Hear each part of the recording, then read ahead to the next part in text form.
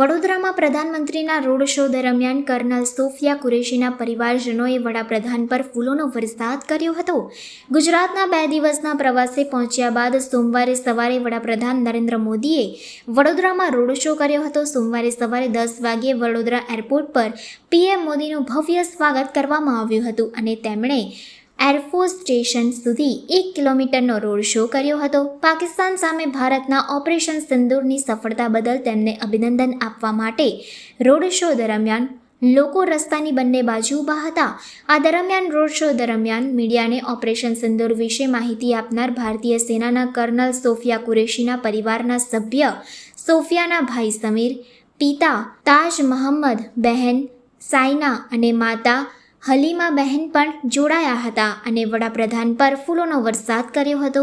તેમની સાથે સેનામાં ફરજ બજાવતા શહીદ થયેલા 8 જવાનોના પરિવારે પણ ઉત્સાહવર્ધન કર્યું હતું. વડાપ્રધાન શ્રીનો કાફલો જ્યારે એરપોર્ટથી એરફોર્સ તરફ જતો હતો ત્યારે આ રૂટ પર સ્ટેજ નંબર 2 પર હાજર કર્નલ સોફિયા કુરેશીના પરિવારને જોઈને વડાપ્રધાન શ્રીને ગાડીને સ્ટેજ નજીક લઈ જવા સૂચના આપી હતી. જ્યારે વડાપ્રધાનની ગાડી નજીક આવી ત્યારે કર્નલ સોફિયા કુરેશીના પરિવારે શ્રી મોદી પર ગુલાબની પાંખડીઓ વરસાવી અભિવાદન કર્યું હતું. વડાપ્રધાન શ્રી મોદી પણ અહીં થોડી ક્ષણ માટે રોકાઈને નમસ્તે કહ્યું હતું.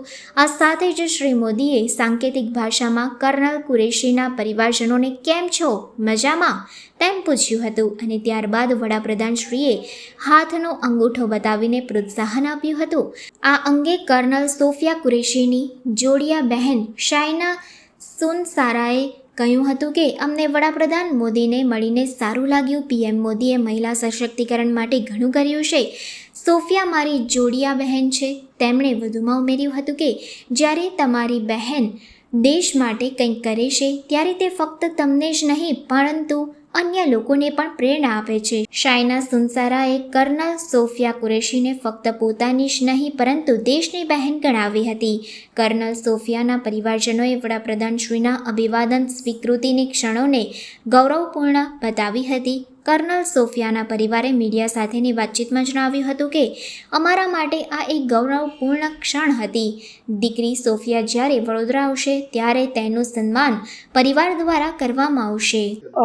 आज जो है रोड शो था उसमें हमारे honourable prime minister Narendra Modi ji जो है जो उनके लिए ये जो रोड शो किया गया था और सबसे बड़ी बात थी कि पूरी महिलाएं थी, पूरी नारी सशक्तिकरण था. मोदी जी के आने से पहले सारे के सारे मतलब वेट कर रहे थे कि कब मोदी जी आएंगे और फ्लैग था हाथ में, ऑपरेशन सिंदूर के कैप थे. जो ऑपरेशन सिंदूर किया गया, जो किलिंग की गई थी पहलगाम में, टेररिज्म जो फैलाया गया था उसके अगेंस्ट में जो टेररिज्म का जो मुंह तोड़ जवाब दिया है हमारे नरेंद्र मोदी के नेतृत्व में डिफेंस ने, वो बहुत ही तारीफ पे काबिल है. और जैसे ही मोदी जी आए एक अलग लहर दौड़ गई, सारे के सारे फेस जो थे सबके सब चेंज हो गए, एकदम खुशी का माहौल हो गया. और मोदी जी जब सामने थे एकदम उनके फेस में जो तेज था, जो ऑरा था वो बहुत ही डिफरेंट था. वो लोगों को इंस्पायर करते हैं, मोटिवेट करते हैं. एक डिफरेंट पर्सनैलिटी है, बहुत ही स्ट्रॉन्ग पर्सनैलिटी है इंडिया की. और वो हमेशा खड़े रहते डट के कि वो उनको देख के ऐसा लगता है कि मैं हूँ, आप लोग बेहिचक फेयरलेस रहो, वो स्पेशली वुमेन को, और आगे बढ़ते रहो. उन्होंने वुमेन को हर जगह सपोर्ट किया है. जब से वो आए फीमेल बहुत आगे बढ़ चुकी है और एक अलग तरह का मोटिवेशन लेके आगे बढ़ रही है. शायद ऐसा ही होगा. मोदी जी आए, वो भी रोड शो किया ऑपरेशन सिंदूर के लिए, तो मुझे लगता है कि वो बड़ौदा के लिए कुछ स्पेशल अटेंशन नहीं देते, वो पूरे इंडिया को देते हैं. मुझे नहीं लगता वो खाली बड़ौदा के लिए आए थे, वो पूरे हाँ बड़ौदा में आए थे और सोफिया थी, वो अच्छा है. लेकिन मेरे हिसाब से नरेंद्र मोदी जी सब पूरे इंडिया को एक ही नज़र से देखते हैं, एक की हर एक फीमेल को. हाँ वो चीज़ अलग है कि बड़ौदा जो है एक मैसेज देता है, पूरे इंडिया को मैसेज दिया. हम फीमेल के थ्रू मैसेज गया एक कि हम सब एक है. हर तरह के, हर जाति के लोग, हर धर्म के लोग थे.